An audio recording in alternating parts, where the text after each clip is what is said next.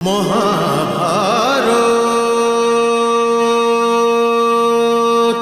কি এটা জিজ্ঞাসা করতে পারি পিতামহ, যে আপনি পরশুরাম শিষ্য কর্ণকে কোন অপরাধের দণ্ড দিচ্ছেন? ও আমার গুরু পরশুরামকে অপমান করেছিল। ওনার কোন শিষ্য অসভ্য হতে পারে না পুত্র। আরো পূর্ণ রাজসভার মধ্যে কুলবধূ দ্রৌপদীকে বেশ্যা বলে তার ঘোর অপমান করেছিল। যে নর কোন নারীর মর্যাদা রক্ষা করতে পারে না, সে আমার ধ্বজতলে যুদ্ধ করতে পারবে না পুত্র, করতে পারবে না। যদি এটাই অপরাধ হয়ে থাকে পিতামহ, তবে তো এই অপরাধ আমরা সবাই করেছিলাম। আমি করেছিলাম, আপনিও করেছিলেন। না না, ভাগ্নে ঠিক এটা বলতে চাইনি জ্যেষ্ঠ দাদুশ্রী। গান্ধার নরেশ, আপনি কৃপা করে আমাকে জ্যেষ্ঠ দাদুশ্রী বলে ডাকবেন না, ডাকবেন না আমাকে। এই যুগে এখন এই সম্পর্কের কোনো তাৎপর্য আর বেঁচে নেই। এই কিন্তু শব্দ যেটা এখন নিজের বড়দের পাথরের মতো তুলে মারবার কাজেই এসে থাকে। আর দুর্যোধন এখন যা কিছু বলল তার তাৎপর্য ওটাই যেটা আমি ভেবে নিয়েছি, যেটা আমি বুঝে নিয়েছি।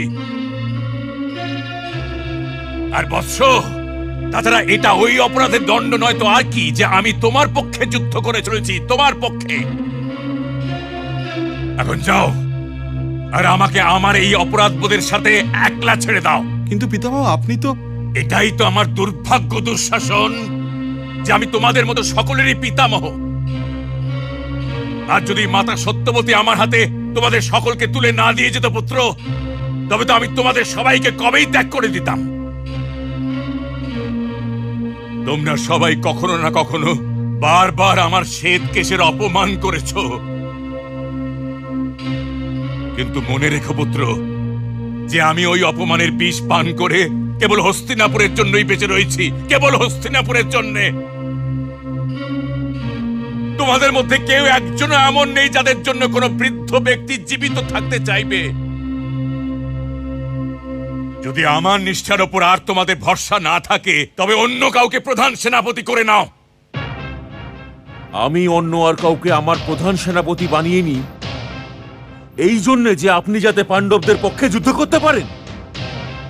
না পিতামহ, এটা কিছুতেই হতে পারে না, কখনো হতে পারে না।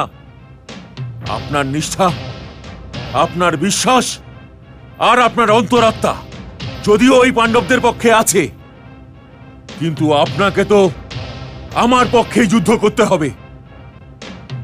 প্রণাম।